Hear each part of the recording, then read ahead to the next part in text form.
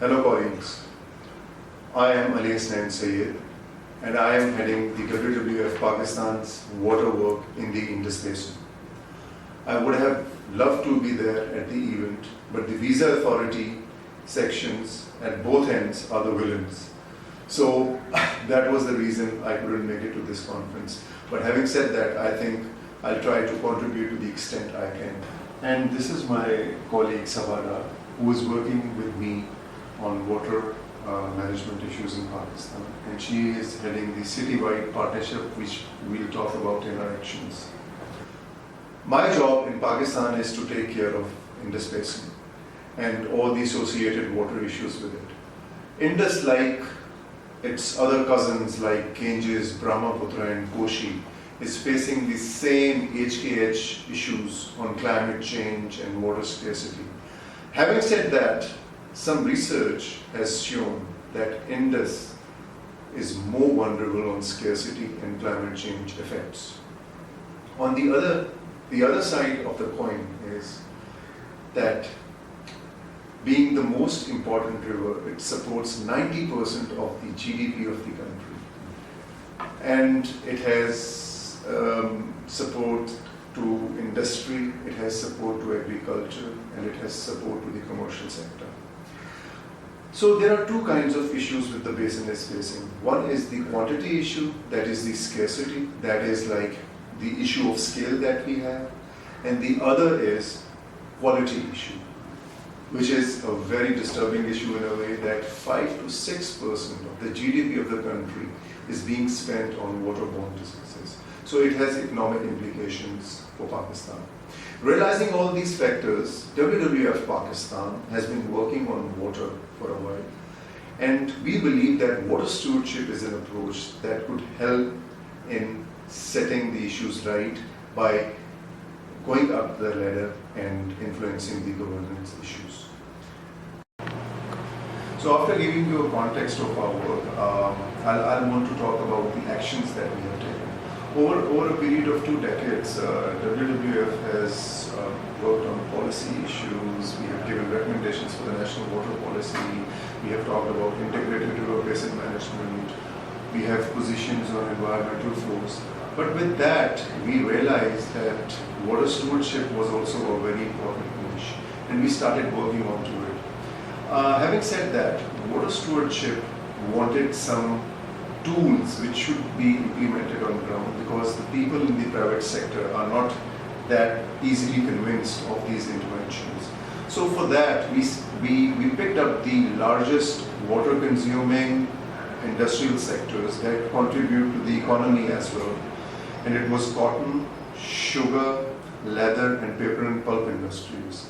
So we engaged with them. We talked with them about better water management practices. So it was not only talking about those practices, but implementing those better water management practices on the ground, and in which we were holding their hand and we were telling them that how they can improve their efficiencies and lessen their pollution load to ease up pressure on the water resources of Pakistan. So on one thing we did that. On the other hand, as my colleague Suhaib has already given you a presentation on AWS, we implemented AWS on ground. I mean, we got in touch with the AWS network and they helped us, and then we developed our own expertise onto it, and we did some hand-holding of Nestle and implemented it. Apart from that, now we are working with Levi's to understand the issues of their supply chains. And on the same time, we are also talking with Coca-Cola and working with them in making them understand about their water risks in Pakistan and what replenishment actions they can take in the coming future. I think, having said all this, I think the governance issue in water stewardship ladder can only be answered if there is a consortium between government, NGOs, intelligentsia, and private sector should come in together. So in order to do that, in partnership with WWF UK, we developed this concept of city-wide partnership. The idea of city-wide partnership was that in the city of Lahore, which is facing water issues, we wanted to create a prototype that all these stakeholders should sit down on a table and decide water issues so that in future there are no policy challenges such as like one party was consulted or not. So now I'll refer to my colleague Sabha to reflect upon what city-wide partnership is and what are its objectives. Sabha. Thank you. As already mentioned by my colleague, WWF Pakistan believes that the engagement of relevant stakeholders is vital to consolidate efforts on the sustainable management of water resources of Lahore. So keeping this in perspective, WWF Pakistan launched Citywide Partnership Initiative back in the year 2014. It is a part of the collective action component, which is a fourth part of the water stewardship ladder, fourth step in the water stewardship ladder. And in order to establish that partnership, before that we had a lot of stakeholder sessions with different stakeholders, and we tried to make them aware of this concept and what we are trying to achieve. I think that the biggest target of Citywide Partnership is to bring all the different stakeholders on a single platform so that the issues could be looked at holistically. And in this respect, we had different stakeholder sessions, and currently we have 20 partners who have signed up to be committed partners of the Citywide Partnership, and we have around 7 steering committee members. The steering committee is responsible for overlooking the governance and the working of the partnership, and in the steering committee we have people from across the board, from all the sectors. We have people from the government sector. Environmental Protection Department is a part of the steering committee. Then we have people from academia, LUMS and UET, which are like premium academic institutions of our country. We have Irrigation Department on board. We have a civil society, and from the corporate sector we have NESPE. So apart from steering committee, we have a lot of other sectors who are part of our general partnership, and it includes Coca-Cola. We have research institutions like International Water Management Institute. So this is something which is building on with the passage of time, and we're really hoping that it will help in evolving the concept of water stewardship in Pakistan and water management. Yeah, and I'll quickly add to that. I mean, we recently had, in one of the health sessions, we had something like 60 people coming up there. So, you know, we had representation from all the water using sectors of the provincial capital.